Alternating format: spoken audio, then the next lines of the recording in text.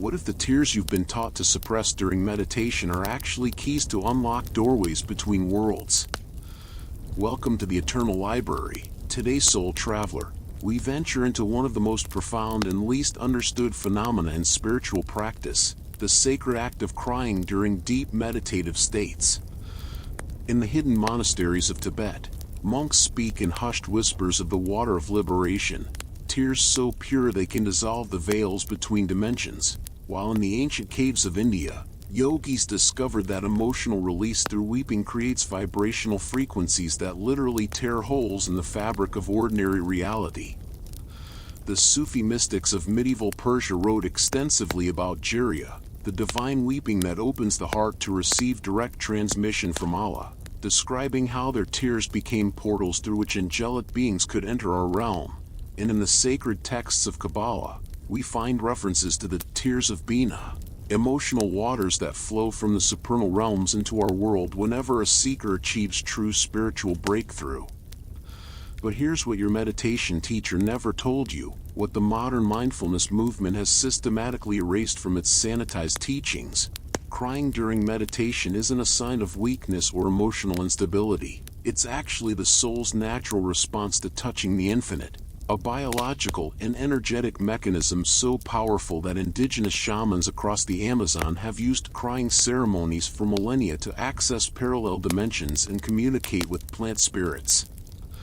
The ancient Egyptians understood this so deeply that they built entire temples dedicated to the goddess Isis, whose tears were said to flood the Nile and open gateways to the afterlife. While the early Christian mystics like John of the Cross described the dark night of the soul as a period of intense weeping that preceded direct union with the divine. Modern neuroscience has begun to validate what our ancestors knew intuitively. When we cry during deep meditative states, our brains release a cascade of neurochemicals including oxytocin, endorphins, and a little-known compound called phenethylamine, the same molecule found in chocolate and certain psychedelic substances, creating a natural altered state of consciousness that mystics have recognized for thousands of years as a doorway to expanded awareness. Dr. William Fry, a biochemist at the University of Minnesota, discovered that emotional tears contain stress hormones and toxins that are literally being purged from the nervous system. But what he couldn't measure were the subtle energetic changes that occur when these tears are shed in sacred space, changes that clairvoyants and energy healers describe as dimensional thinning, moments when the boundaries between our physical reality and higher planes of existence become permeable. The Vedic tradition speaks of this phenomenon in the ancient text called the Bhakti Rasamrita Sindhu, where it describes how devotional tears create what Sanskrit calls virahabhava, a longing so intense it pulls the practitioner's consciousness through the astral plane directly into the heart of Brahman, while Tibetan Buddhism has preserved detailed maps of consciousness called bardas that specifically outline how emotional catharsis during meditation can transport awareness through what they term the clear light realm. But let's go deeper, because what happens during these crying episodes in meditation reveals something extraordinary about the nature of consciousness itself. When you begin to weep during deep practice, whether it's from overwhelming love, profound grief, or inexplicable longing, your nervous system enters what researchers call a limbic override state. The rational mind steps aside, the emotional centers flood with energy, and something ancient and primal takes control of your being, something that knows how to navigate realms beyond the five senses. The great Sufi master Rumi wrote extensively about this in his poetry, describing how his tears during whirling meditation would create windows in the heart through which he could see the beloved in multiple dimensions simultaneously, while his contemporary Ibn Arabi documented detailed experiences of traveling through what he called the imaginal realm, a dimension between the physical and spiritual worlds that becomes accessible through intense emotional surrender. In the tantric traditions of Kashmir Shaivism, masters taught advanced practitioners a technique called Radhana Yoga, the yoga of sacred weeping, where students would meditate on the impermanence of all existence until tears of cosmic grief opened what they termed Shunya Dwar, the void gate, a portal through which consciousness could merge with the absolute. Now here's where it gets truly mysterious. Throughout history, Mystics who experienced these crying episodes during meditation reported strikingly similar phenomena: time distortion where minutes felt like hours or hours collapsed into seconds, encounters with luminous beings who communicated through direct knowing rather than words, visions of multiple lifetimes playing out simultaneously, and most remarkably, the ability to perceive what quantum physicists now call parallel realities. Alternate versions of themselves living different lives in dimensions running parallel to our own.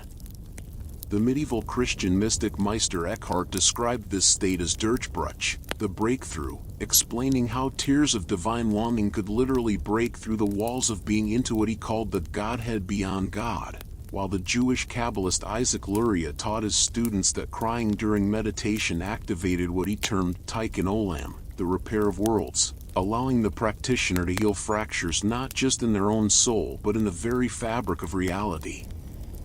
itself. But why does crying specifically open these portals, and why has this knowledge been so carefully guarded throughout history? The answer lies in understanding the true nature of tears themselves. They're not just salt water and emotion, they're liquid consciousness, concentrated essence of the soul made manifest in physical form, carrying within their molecular structure the vibrational signature of the meditator's deepest spiritual yearning. Ancient alchemists recognized this, calling tears aqua vitae anime, the water of the soul's life, and using them in their most sacred rituals to dissolve the boundaries between matter and spirit, while traditional Chinese medicine maps how tears released during deep practice flow along specific meridians, activating what they call the Shen or spiritual essence, opening channels that connect the heart directly to what Taoists term the mysterious gate between worlds.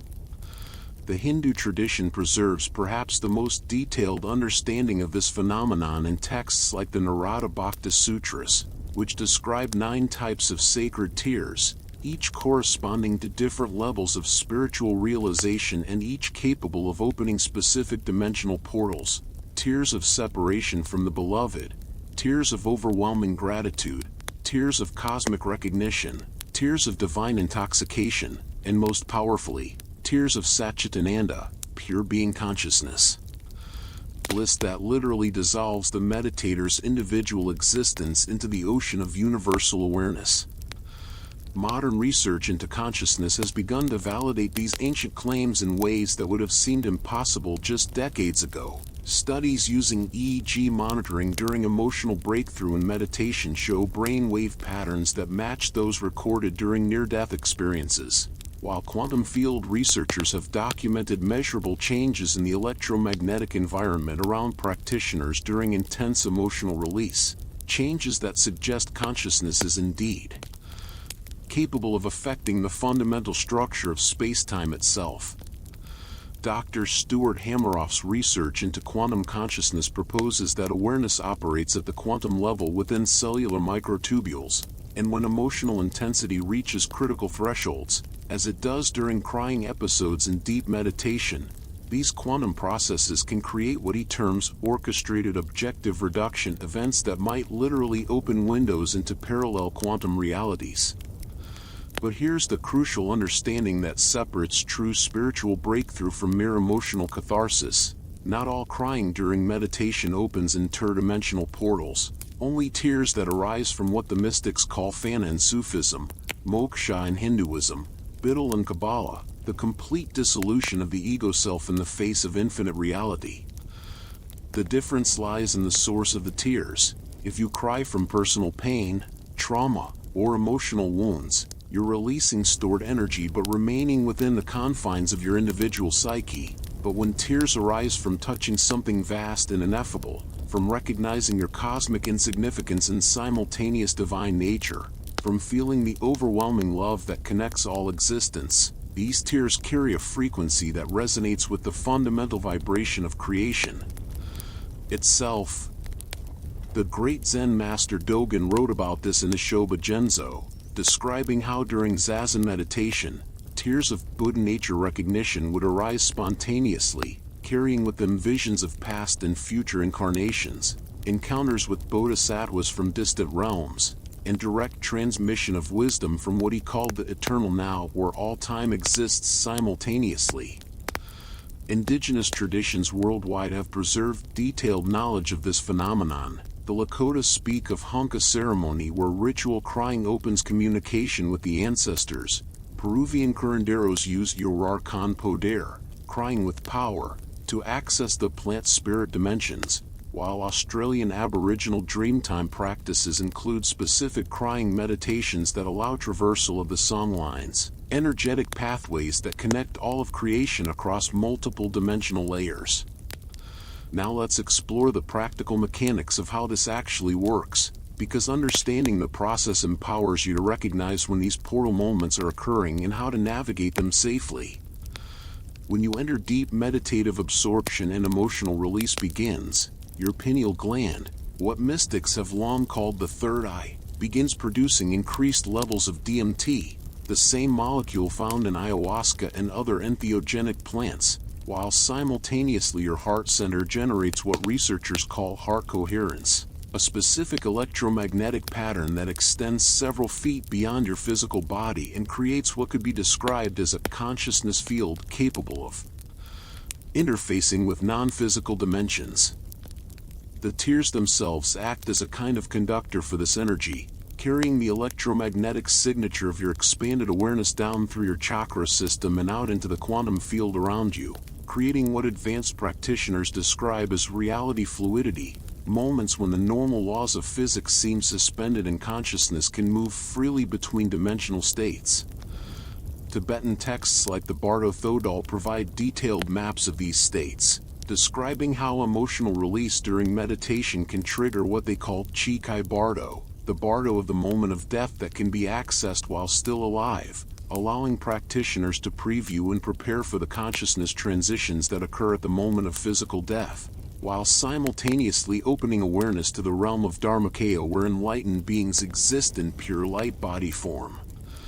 But here's where the knowledge becomes both powerful and dangerous. Why authentic spiritual traditions have always emphasized the need for proper preparation and guidance. When consciousness moves beyond the normal boundaries of individual awareness through these emotional portals, it can encounter entities and energies that exist in dimensions where human mental constructs provide no protection.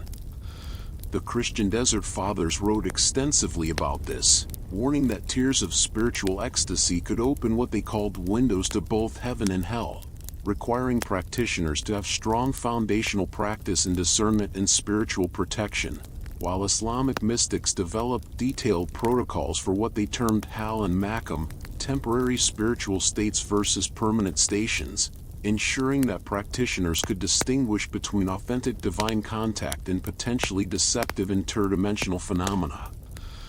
Modern paranormal researchers have documented cases where individuals practicing emotional release meditation without proper preparation have reported encounters with what Carl Jung called autonomous complexes, seemingly independent entities that exist in the collective unconscious, while quantum consciousness researchers suggest that when awareness moves beyond individual boundaries, it may indeed interface with what they term non-local consciousness networks that exist throughout the universe. The key to safely navigating these expanded states lies in understanding what the ancient traditions called dharana in Sanskrit, the cultivation of one-pointed concentration that maintains a stable center of awareness even while consciousness expands beyond normal limitations, combined with what Sufis call hal-i-hak, the state of divine truth that provides a kind of spiritual compass for distinguishing authentic revelation from potentially misleading interdimensional phenomena. Traditional training in these practices always emphasized the development of what Tibetan Buddhism calls clear light awareness, a state of lucid consciousness that can observe and navigate expanded reality without being overwhelmed by its intensity, while simultaneously cultivating the heart qualities of compassion and devotion that naturally attract benevolent guidance from higher dimensional beings. The great Indian sage Ramana Maharshi spoke extensively about this balance, teaching that tears of self-realization naturally arise when consciousness recognizes its true nature as pure awareness, but that this recognition must be stabilized through constant inquiry into the source of thy thought. preventing the practitioner from becoming lost in even the most sublime interdimensional experiences. Now let's examine specific examples of how this process has manifested throughout history, because understanding the patterns can help you recognize when these portal openings are occurring in your own practice. Saint Teresa of Avila documented her experiences with what she called tears of divine union, describing how during contemplative prayer, weeping would arise spontaneously and transport her consciousness through what she termed the interior castle, a multidimensional map of spiritual development where each level corresponded to different degrees of divine intimacy and different types of mystical experience. Her contemporary, Saint John of the Cross, provided even more detailed accounts of how emotional breakthrough during meditation could trigger what he called mystical flight, experiences where consciousness would travel through realms he described as more real than physical reality, encountering what he identified as the living flame of love that existed at the center of all creation. In the Sufi tradition, the great master Al-Hallaj became famous for his ecstatic crying during meditation, which he claimed opened direct communication with Allah, leading to his controversial statement Ana al-Haq, I am the truth, which was understood by fellow mystics as describing the dissolution of individual consciousness into divine awareness that occurs during these portal experiences, though it ultimately cost him his life when orthodox authorities interpreted it as blasphemy. The Hindu tradition preserves accounts of numerous saints whose crying during meditation opened what Sanskrit texts call Loka Darshan, vision of multiple worlds, including Chaitanya Mahaprabhu, whose tears of devotional ecstasy were said to create pools that reflected images of Krishna's eternal pastimes occurring simultaneously across infinite dimensions, and Mirabai, whose weeping during meditation reportedly allowed her to physically disappear from her body and appear in temples hundreds of miles away. Modern practitioners continue to report strikingly similar phenomena. Dr. Kenneth Ring's research into near-death experiences found that individuals who regularly practice meditation involving emotional release are significantly more likely to report shared death experiences where they accompany dying loved ones through interdimensional transitions, while researchers studying advanced meditators have documented cases where practitioners report detailed knowledge of distant events that occurred during their crying episodes, knowledge that was later verified as accurate. The neuroscientist Dr. Eben Alexander, after his own near-death experience, began studying consciousness from both scientific and mystical perspectives, documenting how emotional breakthrough during meditation can trigger what he calls consciousness expansion events that appear to access what quantum physicists term non-local information fields, repositories of knowledge that exist beyond the limitations of individual brains. But perhaps the most significant aspect of this phenomenon is how it transforms the practitioner's understanding of death itself. When consciousness has traveled through these interdimensional portals during life, the transition at physical death loses its terror and mystery, becoming instead a familiar journey into expanded awareness. The Tibetan tradition emphasizes this preparation extensively, with advanced practitioners spending decades learning to navigate consciousness through various bardas during meditation, developing what they call recognition, the ability to maintain awareness and direction during the consciousness transitions that death involves. Ancient Egyptian mystery schools taught similar practices, with initiates undergoing ritual death and rebirth experiences in the Great Pyramid chambers that involved intense emotional catharsis and interdimensional travel, preparing them for what the Book of the Dead describes as the soul's journey through the Duat, the interdimensional realm between death and rebirth. The practical implications of this knowledge extend far beyond personal spiritual development when we understand that consciousness can access interdimensional information through these emotional portal states. We begin to grasp how authentic prophecy, healing at a distance, and communication with deceased loved ones might actually function within the framework of expanded physics rather than supernatural intervention. Researchers studying anomalous cognition have found that individuals in emotionally altered states during meditation show significantly higher rates of accurate remote viewing, precognition, and telepathic communication, suggesting that tiers of spiritual breakthrough might literally be opening windows into what quantum mechanics describes as the non-local nature of consciousness.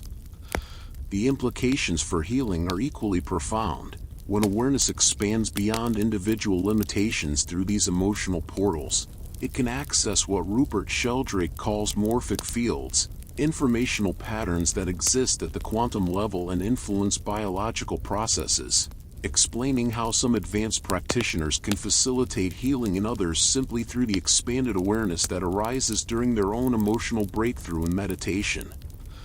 Traditional Chinese medicine has always recognized this principle, with master healers developing what they call Shen, spiritual essence, through practices that often involve emotional catharsis, allowing them to diagnose and treat patients by accessing what Taoists term the Akashic patterns, informational templates that govern health and disease at the energetic level. But let's address the skeptical mind that might be wondering if these experiences are simply neurological phenomena with no objective reality beyond the practitioner's brain. While it's true that crying during meditation triggers measurable changes in brain chemistry and electrical activity, mounting evidence suggests that consciousness itself might be far more than simply an emergent property of neural networks. Dr. Rupert Sheldrake's research into morphic resonance proposes that consciousness operates through fields that extend beyond individual brains, while Dr. Dean Radin's experiments at the Institute of Noetic Sciences have demonstrated that human consciousness can influence random number generators and other physical systems at distances far beyond what conventional physics would predict. When we combine this research with the consistent reports from meditators across cultures and centuries describing similar interdimensional phenomena during emotional breakthrough, we begin to see a pattern that suggests consciousness might indeed be capable of accessing information in dimensions beyond the physical brain. The quantum physicist David Bohm proposed that consciousness operates through what he called the implicate order, a deeper level of reality where all information exists in a state of unfolded potential, becoming unfolded into manifest experience through the act of observation. An emotional breakthrough during meditation might be one way that consciousness accesses this implicate realm where the boundaries between dimensions become meaningless. Now let's explore the specific techniques and preparations that can help you safely navigate these experiences if they arise during your own practice. Because while these portal openings can happen spontaneously, understanding how to work with them skillfully can deepen their transformative potential while avoiding the pitfalls that have troubled unprepared practitioners throughout history. First, establish what Tibetan Buddhism calls refuge, a clear intention to align with wisdom, compassion, and truth rather than personal power or sensational experience, because the motivation you bring to these expanded states will largely determine the quality of beings and dimensions you encounter. Traditional preparation includes developing what Sanskrit calls viveka, discrimination, the ability to distinguish between authentic spiritual experience and projections of your own unconscious material, because when consciousness expands beyond normal boundaries, it can encounter both genuine wisdom beings and what Carl Jung called shadow projections that masquerade as spiritual guides. The Sufi tradition emphasizes the development of fana, ego death, through months or years of preliminary practice, ensuring that when emotional portals open during meditation, the practitioner's individual self doesn't interfere with the pure transmission of divine wisdom, while simultaneously cultivating bhaka, subsistence in God, the ability to maintain spiritual connection even while returning to ordinary consciousness. Practical preparation begins with establishing a consistent meditation practice that includes emotional processing work, not suppressing feelings that arise during sitting, but learning to witness them with what Buddhist teacher Chogyam Trungpa called basic wakefulness, awareness that can embrace any experience without being overwhelmed by its intensity. The Hindu tradition teaches specific pranayama techniques like Bhastrika and Kapalabhati that help regulate the nervous system's response to intense energy, while Tibetan practices like Tummo develop the inner fire that provides stability and warmth during profound emotional openings. But perhaps most importantly, develop what the Christian mystics called holy indifference, A state of surrender where you're open to whatever arises in practice without grasping after specific experiences or trying to avoid difficult emotions, because authentic interdimensional portals only open when consciousness is free from the ego's agenda. When emotional intensity begins to build during meditation, traditional teachings emphasize maintaining what Zen calls shikantaza, just sitting, allowing the tears to flow while keeping awareness spacious enough to observe the entire process without being lost in the drama of personal emotion. Advanced practitioners describe this as maintaining dual awareness, simultaneously experiencing the full intensity of emotional breakthrough, while retaining what Sufis call the witness, shahid, that can navigate expanded states with wisdom and discernment. As the crying deepens and consciousness begins to expand, you may notice time becoming fluid, the boundaries of your body dissolving, or the appearance of lights, geometric patterns, or entities in your inner vision. Traditional teachings emphasize maintaining what Tibetan Buddhism calls recognition, the understanding that these phenomena are displays of consciousness rather than external realities that require fear or attachment. The key protective principle across all authentic traditions is what Sanskrit calls atmavikara, self-inquiry, continually returning attention to the source of awareness itself rather than being fascinated by the content of expanded experience, because consciousness in its pure state has natural immunity to deception or harm from interdimensional phenomena.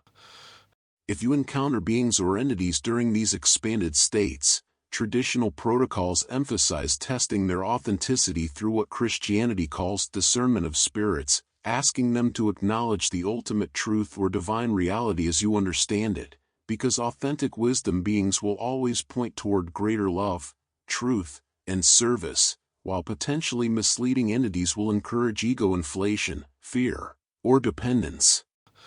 When visions of past lives, future possibilities, or parallel dimensions arise during emotional breakthrough, maintain what Buddhist teacher Sogyal Rinpoche called the view, understanding that all phenomena, no matter how seemingly real or significant, arise and dissolve within the space of pure awareness, preventing consciousness from becoming trapped in even the most sublime interdimensional experiences.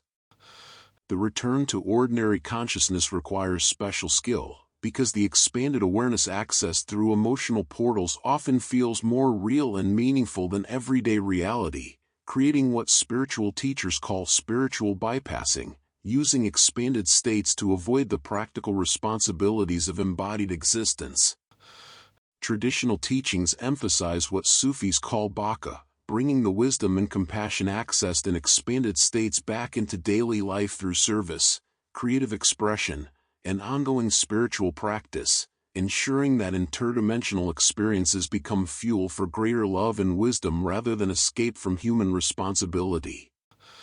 Integration practices include what Carl Jung called active imagination, creative work that expresses the insights gained during portal experiences, writing, art, music, or movement that helps anchor expanded awareness in manifest form, while simultaneously developing what Hindu tradition calls karma yoga, selfless service that grounds transcendent realization in practical compassion.